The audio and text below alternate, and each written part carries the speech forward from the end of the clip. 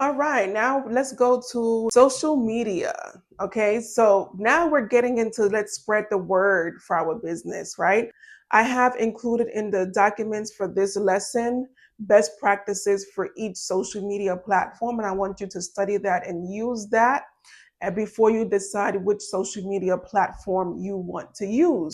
You don't need to be on every platform. It's better for you to be on one or two platforms and actually be engaged in those one or two platforms instead of opening up four or five different platforms and now you're spread so thin that you don't have the time to keep up. Because here's the one thing that each platform has in common is they want you to use most of what is available on their platform. So on Instagram wants you to use Instagram posts, Instagram reels, Instagram stories. They want you to go live.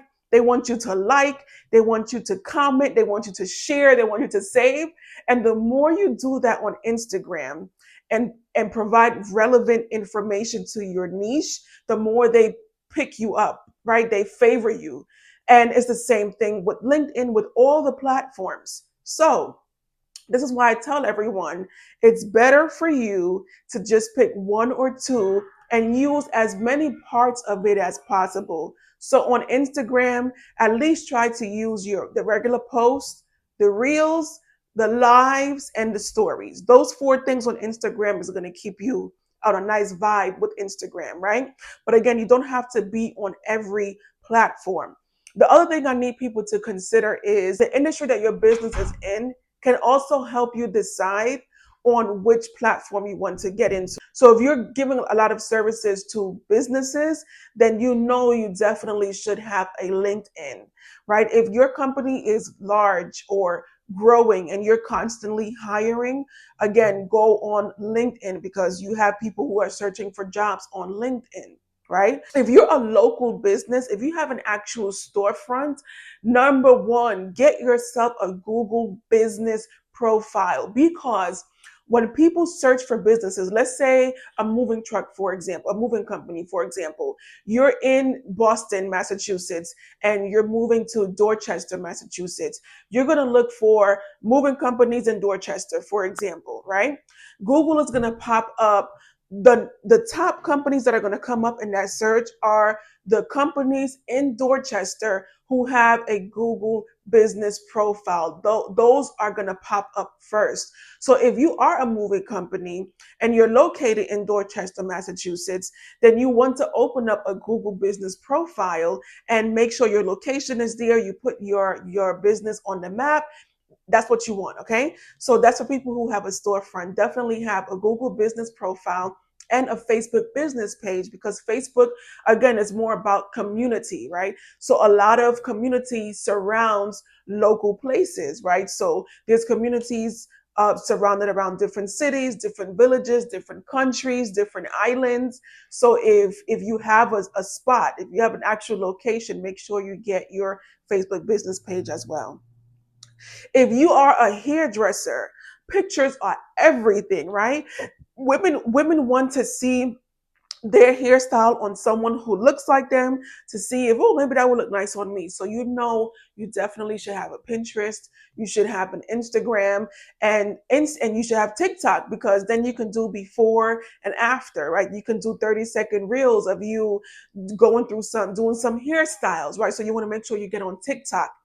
If you're a person who you can talk about one topic for at least 10 minutes and you can talk about it in different ways, then get yourself a YouTube channel. Get your face out there and start making videos surrounding the niche that you're in. If you could talk for more than 10 minutes, if you could talk for at least 30 minutes, then you know you need to get a podcast up and running, right? If you can talk at least 30 minutes, just like YouTube, but talk a little bit longer in different ways and different topics, then you know you should get a podcast. Okay. So my point is before you go out there and open every single profile for every single platform, stop, drop, and roll and think about who you're serving, what you know, what you specialize in, and then what you're comfortable doing. How are you comfortable expressing yourself, right? If you're not comfortable speaking on video, then maybe you shouldn't open up a TikTok just yet. Although, disclaimer, I always say challenge yourself because the next best version of you is on the other side of that fear, right? Now, here's where you can integrate your social media to go high level. On the left side, you're going to click on marketing. The social planner is where you can plan out all of your social media content. You click on new post and you can actually schedule your new post as you would on Facebook or Instagram, right? You have the content.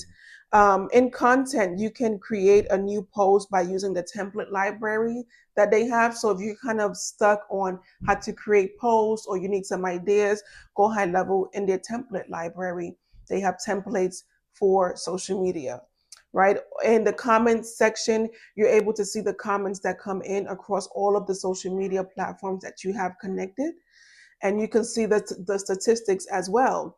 So what you want to do is click on socials at the top, and that's where you go and you start connecting all of the social media platforms that you have. This is the section you would go into and connect them. The social media part of Go High Level allows you to go into one place and you can create posts and schedule posts in one place. You can review your comments in one place.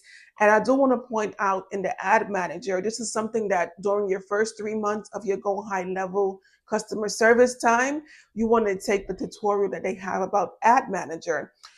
I won't go into too much detail in this video, but what you can do with the ad manager is whenever you place an ad on your social media and someone submits a form, let's say your Facebook form, that the answers they submit on a Facebook form goes directly into Go High Level. The opposite of that, if you don't use the ad manager on Go High Level, you don't need to use it. You can use ads regularly on Facebook or for each platform, right? But when you run your ads through Facebook, through the ad manager on Go High Level, all of the inquiries and the leads that come in from the forms that people fill out go directly into your CRM system. So when that happens, you can create automations to follow up depending on your business process, right? So definitely sign up for an ad manager tutorial when you do your Go High Level session.